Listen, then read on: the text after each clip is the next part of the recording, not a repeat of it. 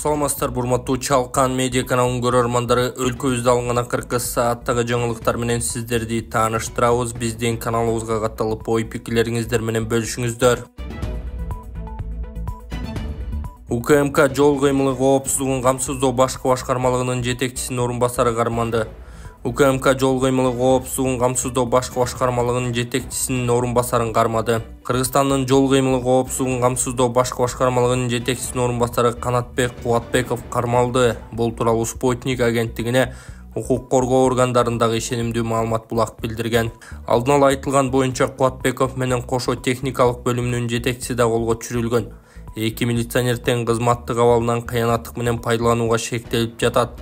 Аларга каршы атайын кызматка арыз жазылганы белгилүү болду. Тартип сакчылары УКМКнын тергөө абагына киргизилди, деди маалымат булак. Кыргызстан Көкбөрүнүн көчмөндөр оюнунан чыгарылышына нааразы. Көкбөрүнү дүйнөлүк көчмөндөр оюнунун катарына кошуу аракети көрүлүүдө. Федерациянын маалыматында учурда Түркиянын Анталия шаарында дүйнөлүк этнос спорт федерациясынын 6-чы форуму өтүп жатат. Ага маданият, маалымат жана спорт министри Алтынбек Максутов жана Көкбөрү бирикмесинин жетекчилиги катышууда. Форумда Кыргызстан тарап Көкбөрүнү дүйнөлүк көчмөндөр оюндарынын катарынан алып салуу туура эмес экендигин айтып, спорттун бул түрү анын ажырагыс бир бөлүгү экендигин билдирди. Бул боюнча Билал Эрдоган менен жолугушууда дагы айтылды. Ал тийиштүү тараптар менен кошумча сүйлөшүүлөрдү улантаарын билдирди.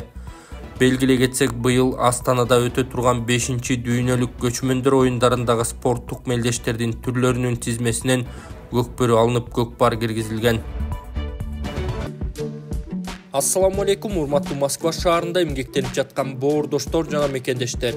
Эгерде документиңизди мөөнөтү бүтүп жатса, Казакстанга кирди чыктыны кааласаңыз, дасыккан айдоочулук тажрыйбасы чоң Авазбек мырзаны сунуштайбыз. Сизди арзан баада, комфорттуу унаада өз дарегиңизден алып кетип, сапарга чыкмакчы. Биздин дарек метро проспект Мира 39Адан жолго чыгат. Байланыш үчүн телефон номерлар +7 936 264 1995 +7 901 33 93 435. Авазбек, жолуңуздар шыдыр болсун. Садыр Жапаров балыкчыга барып кызыл-омпол кенин иштетүүнү талкуулады.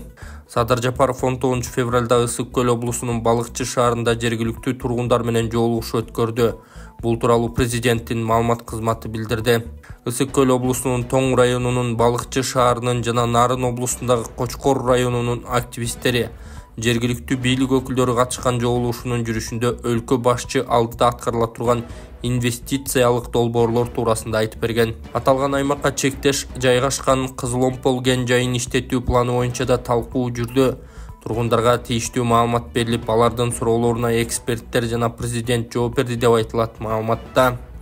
Ал эми жыйындын катышуучулары мамлекеттин жарандарды турак жай менен камсыздоо программасы, коррупция менен күрөшүү, коомдук транспорт менен камсыздоо, жөлөк пул жана дарыгерлер менен мугалимдердин эмгек маянасын көтөрүү, инфраструктуралык объектилерди куруу өңдүү социалдык маселелерди көтөрүшкөн.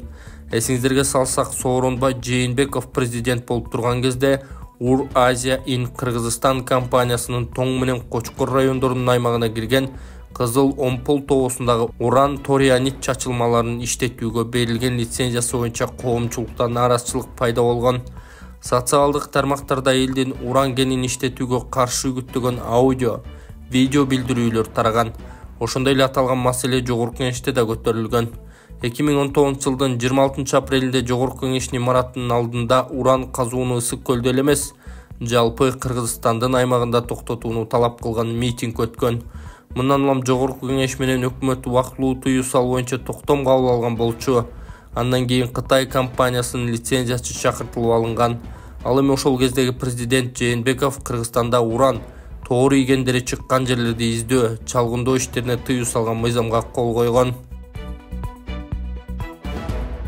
Эл өкүлү Жаныбек Кыдыкбаев мамлекеттик банктар элди талаптан бүтүрдүңөр, насыялык саясатыңарды өзгөрткүлө. Ата журт Кыргызстан фракциясынын лидеринин орун басары, агрардык саясат, суу ресурстары, экология жана регионалдык өнүктүрүү боюнча комитетинин төрагасынын орун басары Жаныбек Кыдыкбаев Ата журт Кыргызстан фракциясынын жыйынында Мамлекеттик банктар карапайым элге насыя берүү, элдик колдоо багытында Айыл банк менен РСК банкы насыялык саясатын өзгөртүү талабын койду. Анда эл өкүлү мындай деген. Кийинки суроом агро өнөр жай комплексин кредиттөө кластер жана ошолор боюнча Айыл банк менен РСК банк силер 2 жылда 7 миллиард освоить этписиңер да. Негизи 17 миллиард бөлүнгөн өкмөттөн 2 жылдыкка. Ушундайбы? Где-то примерно. Эмне себептен 7 миллиард эле освоить эттиңер? Эгер агро өнөр жай комплекси кредиттөө боюнча айтсак, Айыл банкка 22 жылы 1 миллиард 600 бөлүнгөн, 1 миллиард 600 толугу менен кредит берилген. Эми 23 жылы болсо 4,5 миллиард бөлүнгөн, 4,5 миллиарддын 2,3 миллиарды гана берилген. Эми 2,3 миллиард берилгенде баягы эмне себептен бардыгы толук берилбегендик эми көп моменттери бар. Бирден бир моменттери баягы кластерди айтып атпайбы, 16 кластер киргизилген деп. 16 кластердин арасында баягы 1 миллиардтан кылып бар бир кластерге ограничение коюлган. Ошондо алсак, например, сүт кластери же болбосо зерно кластерында дыйкандар, агрегаторлор көп болгондуку 1 миллиард суммасы полностью освоить этилген. А ошол эле убакта башка кластерде, например, ягода кластерлери освоить этилген эмес. Баягы жылдын башында программа ойлоп таап атканда ошондо бир ограничение коюлган. Андан кийин болсо баягы ошондой проблемаларга келгенде Минсельхоз менен өз иштерибизди алып барып аттык, бирок өз убагында баягы программага изменение киргизе албай калгандыктан жыл ичинде жетишпей калдык, бүт сумманы освоить эткенге. Бул бир эле моментти айттым, бирок мындай моменттерде башка да моменттер бар. Рахмат. Негизи моменттериңер аябай көп, силердин талаптардын айынан ала албай атышат да. Көбүнчө ушу талаптарыңарды өзгөртсөңөр, принциптерди өзгөртсөңөр жакшы болот эле да. Биздин жарандар бир силердин принциптер 90 жылдан бери калып калган принциптер менен иштеп атпайсыңарбы? Аз жарандар деген кредитке деле мындай мамилесин өзгөрттү, кандай иштетиш керек экенин үйрөндү, жер иштеткенди үйрөндү, бизнес кылганды үйрөнүп атат. Мындай силер дагы алардын жашоо шартына, бүгүнкү замандын талабына жараша талаптарды койбойсуңарбы? Талаптарыңар, принциптериңер бүт 90 жылкы принциптер, только жана төлөө мүмкүнчүлүгү барларды эле карайсыңар, ошолорду карап эле отурасыңар. Анан элдер албайт, анан кантип алат? Силер негизи Айыл банк, РСК банк, мамлекеттик банк болгондон кийин силер элге жардам бериш керек. Биздин жарандардын жашоо шартын мындай оңдоп түзөөгө шарт түзүш керек. Силер коммерческий банктан эч кандай айырмаңар жок, элди танап тоноо болуп атат да, чөнтөктөрүн кагуу. Маселе ошол эле болот. Анан Ысык-Көл область боюнча эле айтайын, мен Ысык-Көл область боюнча 472 жаран кредит алыптыр. Анын көбү лизингтен. Эт багытында кластер боюнча эч ким деле жок эле эсекен да, эч ким деле албаптыр. Эт сүт багытында мындай көрсөткүчтөр нөлгө эле экен. Берки мөмө жемиштер боюнча такыр жок алар боюнча. Ошон үчүн принциптерди өзгөртсөңөр, кичине мындай элге навстречу барсаңар жакшы болот эле да, анан алат эле да. Жөн эле акчалар жатат, мамлекеттен бөлүнүп силер освоить этилбейт, анан албайт. Анын баары ошо принциптин айынан макул Минсельхоз иштебесе, силер деле банктында кредит берүү тажрыйбаңар чоң. Баягы өзүңөрдүн предложениеңарды киргизбейсиздерби? Мындай кылып берсек мындай болот деп. Азыр эми кластер боюнча агрегаторлор коюп алгансыздар, агрегаторлордун соглашениясы жок, кредит ала албайт. Ал кийин агрегатор менен договор түзүш керек деп. Договордо эч кандай баа гарантия коюлбайт, баа коюлбагандай агрегатордун эмне кереги бар? Бул эми жакшы суроо болуп атат чындыгында эле. Сиздер өзүңүздөр билесиздер, бул өткөн жылдын ортосунда бизде чоң проверка келди эле, межвет комиссия келип. Межвет комиссияда баягы сиз айткандагыдай бир өзүбүздүн сунуштарыбызды же болбосо баягы жазылган нерседен бир баягы башкачараак толкование кылып, ушундай кылсак болот го, эми баягы общий нарушение жок деп берип койгон учурларда да банк тарабына абдан көп претензиялар коюлган. Ошол эле претензиялардын аркасынан баягы айтылган, сиздер программаны туура эмес иштетип атасыңар деп. Анткени дегенде биз Минсельхоздо эмне деп жазылса, буква колдонушубуз керек болуп атат. Ошол эле убакта андан кийин күзүндө болсо счетный палата тарабынан да келди. Алар да өздөрү көп претензияларын айтты. Баягы Конечно, бул программанын баарын биз реализация кылабыз. Бирок программаны түзгөн Минсельхоз баягы кандайынан жазып берсе ошол себеп менен. Жана сиз эле айтып аткан агрегаторлор может быть чындыгында эле көлдө жок. Бирок эми агрегатор жок болсо программада айтылган берилбейт деп. Договору жок болсо тоже берилбейт деп. Андан кийин биз банк тарабынан андай нерселерге разрешение берип койсок, эртең күнү кайра эле бизди текшерүүчү органдар тарабынан банкка претензиялар болот. Эмне себептен баягы мамлекеттин акчасын туура эмес колдонуп атасыз же туура эмес жака берип атасыңар деп. Бизде болсо көп примерлер бар. Айтып атпайбы, вот, например, жана деле айткам, кардар келип туруп уй алам деген жерден кой алып койсо, ошол жерден претензия болуп атат. Эмне себептен уй албай кой алып атат. Жок, ошол сиздер ошо Минсельхозго эч кандай сунуш бербей элесиңер да. Өзүңөр ошо Минсельхоз эмнени жазып берсе ошону карап отурасыңар. Бирок акчаны тараткан силерсиңер, освоить эткен силерсиңер. Силер билесиңер ошол жактан элдердин кандай адамдар кредиттерди кандай төлөйт, кандай ишкерликти алып барат. Ошол жагынан силер да кичине предложение берсеңер да. Агрегатор деген нерсе ал такыр эле болбогон нерсе да. Мен Бакыт Сүйөнч айтат элем, ушул негизи биздин чечимге киргизип, агрегаторлор жок кылып, кластер деген кредиттин баарын тең фейскага эле которсок жакшы болот эле да. Кластер боюнча эч ким албай атат. Аякта принциптер жок. Жанагы агрегаторлор менен договорлорду байлап алышкан. Агрегатор деген ким? Ал обязательно сен бир нерсени кредит алыш үчүн агрегатор менен барып сүйлөшүшүң керек дагы, аны менен договор түзүшүң керек. Бирок договордо агрегаторго тиги өндүрүүчүгө эч кандай гарантия беришпейт. Баасы жөнүндө эчтеке жок. Жөн эле мындай коррупционный схеманы түзүп алышкан дагы ушу кредит берүүдө. Жөн эле монополист болуп алышкан. Аяктан эмне банктан принцибинен өтсө барып туруп тиги агрегаторлор менен договорду аякта өтө албай калып атат. Ал жөн эле коррупционный схема. Мейли эгер агрегаторду включать этсе, анда договорго баасын да включать этели. Өндүрүүчүлөргө, биздин өндүрүүчүлөргө гарантияны берсин. Давай сен эт багытында уйларды ал, сага кредитти берели, агрегатор мен эттиңди алам, баасын мончадан коюп берем. Дейсин анда. Анда ошондо кредит берели, макул анда байла. Азыр же баасы жок, эч кандай гарантиясы жок. Жөн эле договор экен, ал эртең ал сатып алабы, албайбы, еще белгисиз ал. Эртең этим көп болуп калса сенден албайм деп да коюшу мүмкүн да. Ошон үчүн ал өзү каалаган кишиге кредит берип, мындай механизмдери орлоп калып кеткен да. Ошон үчүн кластерди мен ойлойм, Кабминге да тапшырма берип, муну фейскага өткөзсөк деген оюм бар да. Ошону чечимге киргизсек, анан агрегатор деген маселени дагы алыш керек. Ушул кыздын абалын көрүп, ар бир мусулман адам кайдыгер карабастан жардам берет деп ишенем. Ассаламу алейкум, урматтуу бир туугандар. Мен Эл үмүтү фондунун жетекчиси Полотбек Айдаркулов.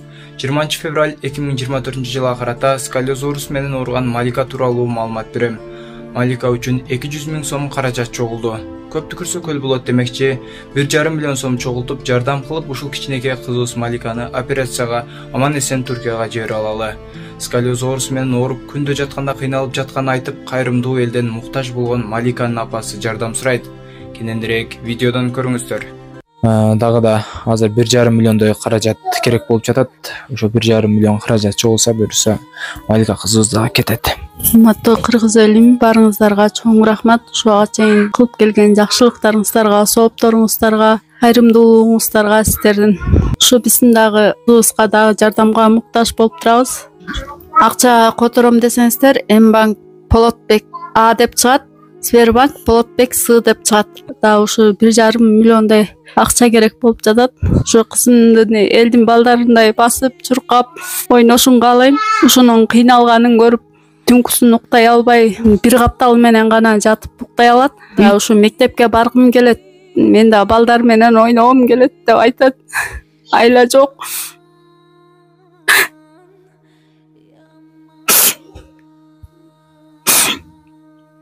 Ушу кызыбыздын сакайып, балдардай болуп ойношун каалайбыз. Сиздер которгон ушу аманаттарыңыздарды алдык. Ушу дагы жетишсиз болуп атат.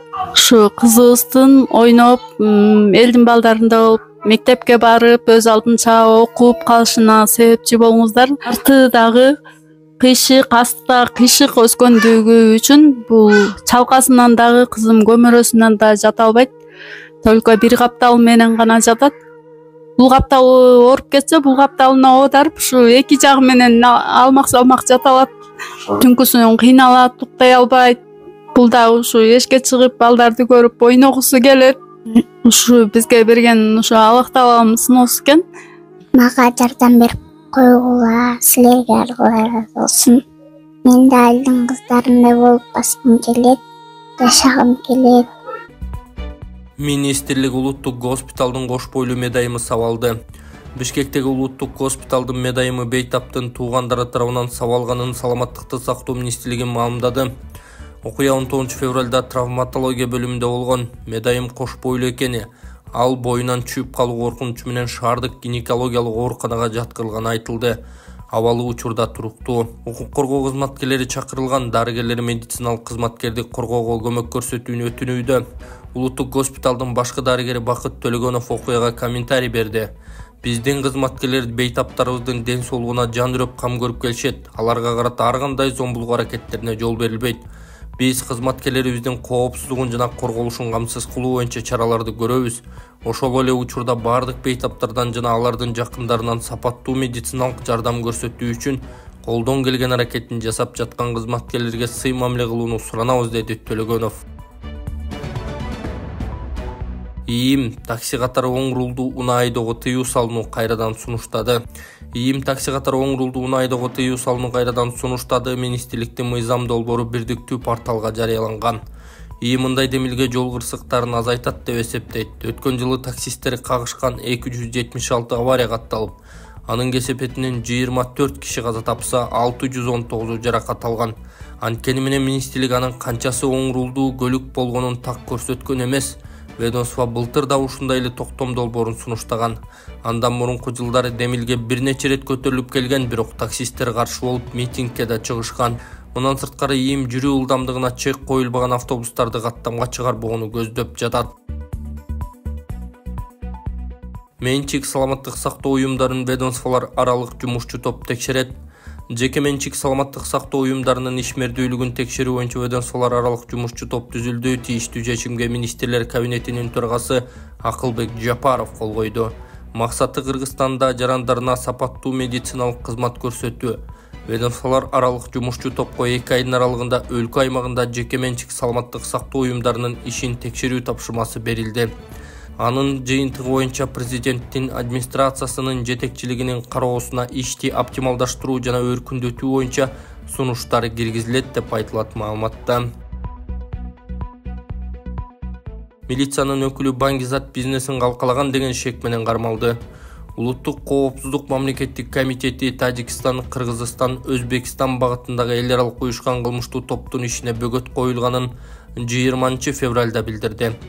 Ички иштер министрлигинин Баңгизаттарды мыйзамсыз жүгүртүүгө каршы күрөшүү кызматынын Баткен облустук башкармалыгынын кызматкери жана анын шериги бул кылмышка шек саналууда. УКМК аталган башкармалыктын кызматкери чет өлкөдөн ташып келинген Баңгизатын Кыргызстан аркылуу 3-өлкөгө өткөрүүнү жана сатууну уюштурганы аныкталганын маалымдады. Шектүүнүн бири 12 февралда Баткен-Ош жолунда атайын операцияда кармалып, тинтүү маалында жанынан дээрлик 4 килограмм Ооганстанда өндүрүлгөн Чарс деген маңзат табылган. Атайын кызмат анын баасы 1 миллион 800 миң сом экенин билдирди. Бул кылмышты калкалаган деп Баңгизаттарды мыйзамсыз жүгүртүүгө каршы күрөшүү кызматынын Ыкчам ыйгар муктуу кызматкери милициянын лейтенанты колго түшкөн. Ош шаардык сотунун 17 февралдагы чечими менен экөө тең УКМКнын тергөө абагына 5 мартка чейин камалды. ИИМ же аталган башкармалыктан азырынча комментарий болгон жок. Борбор Азиядагы наркосаясат борбору коомдук фонду Тажикстан аркылуу агылган Ооган Баңгизатын ташууга чөлкөмдөгү күч органдарынын кызматкерлери аралашкан учурлар бар экенин белгилеп келет.